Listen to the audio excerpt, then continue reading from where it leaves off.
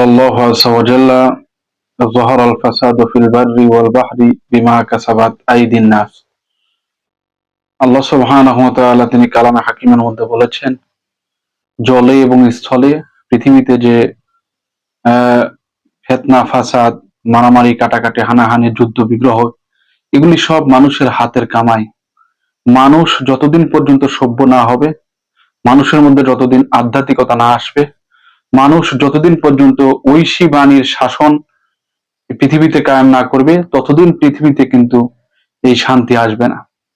Class of civilisation বইটিতে William Huntington তিনি অনেক আগেই বলেছেন, একটা সময় পৃথিবীতে সভ্যতার দ্বন্দ্ব হবে, জাতিগত দ্বন্দ্ব হবে। আজকে তার বাস্তবতা আমরা দেখতে পাচ্ছি। ইহুদিরা সারা দুনিয়ায় তারা তাদের নেতৃত্ব পরিচালিত করতে চায়, মুসলমানদেরকে নিধন করতে চায়। মুশরিকেরাও একই মিশন এবং ভীষণে নেমেছে, তারাও মুসলমানদেরকে একবারে নিঃশেষ করতে চায়। আবার এই ইহুদিদের সাথে খ্রিস্টানদের একটি শ্রেণী তারা উঠে পড়ে লেগেছে, সাম্রাজ্যবাদী কিছু শ্রেণী, যারা মুসলমানদেরকে পৃথিবী থেকে নিচ্ছিন্ন করতে চায়, সারা দুনিয়ায় মুসলমানদেরকে দমিয়ে দিতে চায়। কিন্তু একটা কথা মনে রাখতে হবে, মুসলমানদের যদিও এই অধপতন একদিনে হয়নি, আবার মুসলমানদের এই অধপতন থেকে উত্তরণ একদিনে হবে না। এই জন্য কিন্তু আমাদের সর্বাত্মক চেষ্টা করতে হবে। আর আমাদের মধ্যে জাতি, তারপরে ব্যক্তি, দেশ, জাতীয়তা, এই জাতীয় চিন্তা দর্শন বা ফিলোসফি থেকে আস্তে আস্তে বের হয়ে আসতে হবে।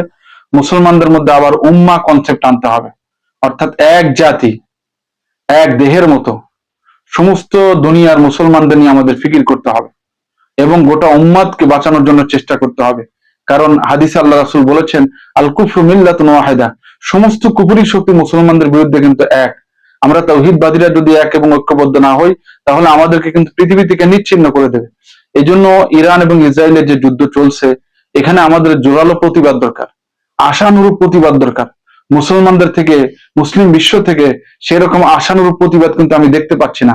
আমাদের দেশ থেকেও ব্যাপক প্রতিবাদ আসা দরকার, ওলামা ইকরামদের এই ব্যাপারে ব্যাপক কথা বলা দরকার, এবং মুসলিম অন্যান্য রাষ্ট্রগুলি এই আমাদের ইরানের সাহায্যে এগিয়ে আসতে হবে।